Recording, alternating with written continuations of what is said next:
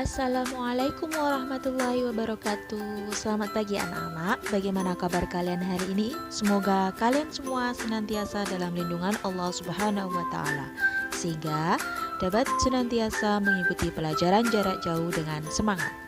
Anak-anak, pada pertemuan kali ini kita akan mempelajari tentang penyebab keragaman di Indonesia.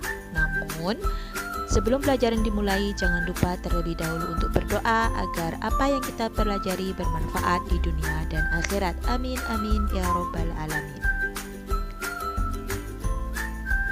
Nah, anak-anak, ada beberapa faktor yang menyebabkan keragaman di Indonesia. Yang pertama, letak wilayah Indonesia. Karena letak wilayah Indonesia itu sangat strategis, yaitu berada di antara Samudra Hindia dan Samudra Pasifik, dan di antara benua Asia dan benua Australia, menyebabkan Indonesia berada di tengah-tengah lalu lintas perdagangan dunia.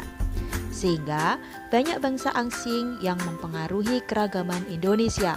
Mereka masuk ke Indonesia, ada yang berdagang, menyebarkan agama, bahkan melakukan pernikahan dengan penduduk Indonesia.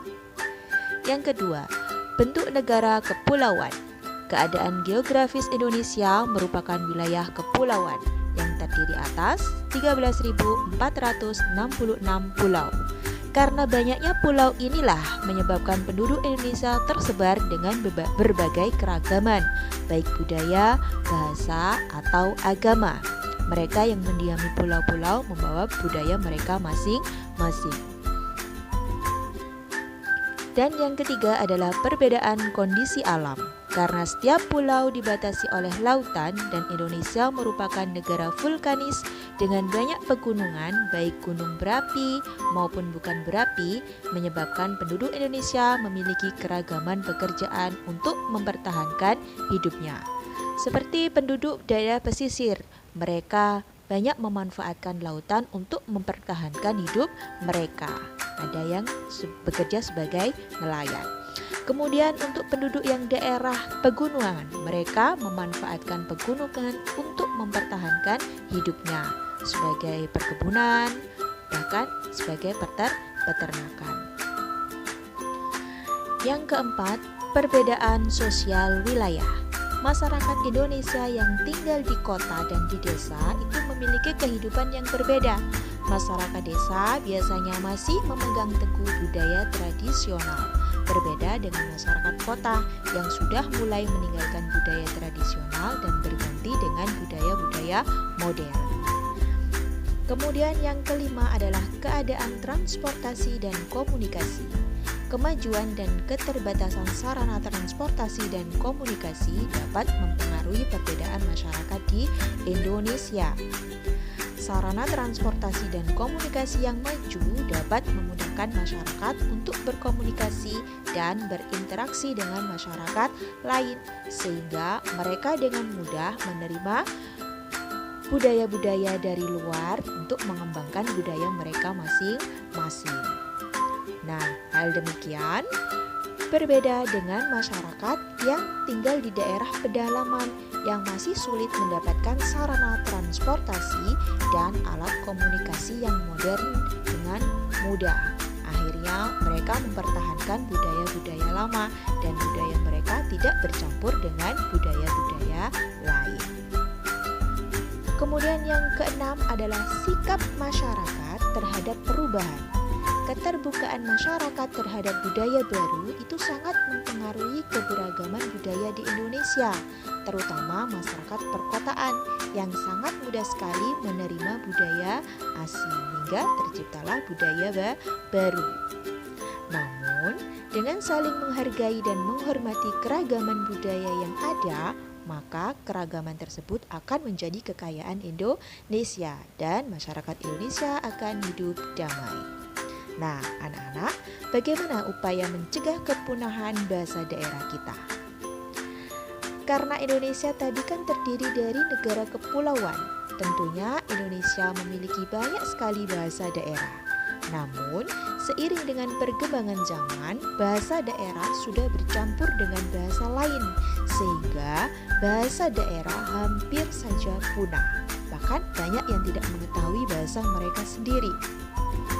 Untuk itu, untuk menjaga agar bahasa daerah tidak punah, kita ketahui terlebih dahulu penyebab terjadinya kepunahan bahasa daerah. Nah, berikut adalah beberapa penyebab kepunahan bahasa daerah. Yang pertama, orang tua tidak lagi mengajarkan bahasa ibu atau daerah kepada anaknya. Yang kedua, bahasa ibu tidak dibiasakan dalam komunikasi keluarga. Jadi pertama dari kedua, kemudian dari keluarga.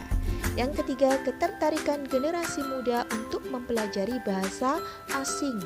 Generasi sekarang lebih banyak tertarik untuk mempelajari bahasa-bahasa asing seperti bahasa Inggris, bahasa Jepang. Hal itu boleh saja dilakukan untuk menunjang kemajuan negara, kemajuan kita, tetapi bahasa daerah tidak boleh ditinggalkan. Yang keempat, keengganan generasi muda untuk menggunakan bahasa daerah dalam komunikasi sehari-hari. Jadi dalam komunikasi sehari-hari mereka jarang sekali menggunakan bahasa daerah. Yang kelima, perasaan malu menggunakan bahasa daerah dalam pergaulan sehari-hari. Bahkan dalam pergaulan sehari-hari untuk menggunakan bahasa daerahnya sendiri, mereka itu merasa malu. Merasa kalau bahasanya itu sudah kuno. Nah, untuk itu anak-anak, jagalah kebudayaan kita, jagalah bahasa-bahasa daerah kita. Mulai saat ini, gunakan bahasa daerah kita dengan baik agar kekayaan Indonesia tidak hilang. Nah, sekarang tanpa adanya kesadaran tersebut, maka bahasa daerah ini akan benar-benar punah. Nah, untuk itu ada beberapa upaya untuk mencegah kepunahan bahasa daerah. Nah, bagaimana sih caranya? Berikut adalah cara mencegah kepunahan bahasa daerah. Yang pertama, mengenalkan kembali cerita rakyat dalam tradisi bahasa daerah kepada anak. Kemudian yang kedua, orang tua membiasakan berkomunikasi dengan bahasa daerah di rumah. Jadi pertama dimulai dari orang tua. Kemudian yang ketiga, memberikan pemahaman kepada generasi bangsa akan pentingnya bahasa daerah. Dan yang keempat, mengadakan program pembelajaran bermuatan lokal disertai dengan buku yang ditulis dengan bahasa daerah setempat. Jadi ada pembelajaran bahasa daerah yang masuk di sekolah sebagai muatan lokal seperti saat ini. Kemudian yang kelima, mengadakan penyiaran khusus dengan menggunakan bahasa daerah melalui media elektronik. Jadi ada berita-berita yang menggunakan bahasa-bahasa Jawa. Kemudian ada film-film yang menggunakan versi Jawa.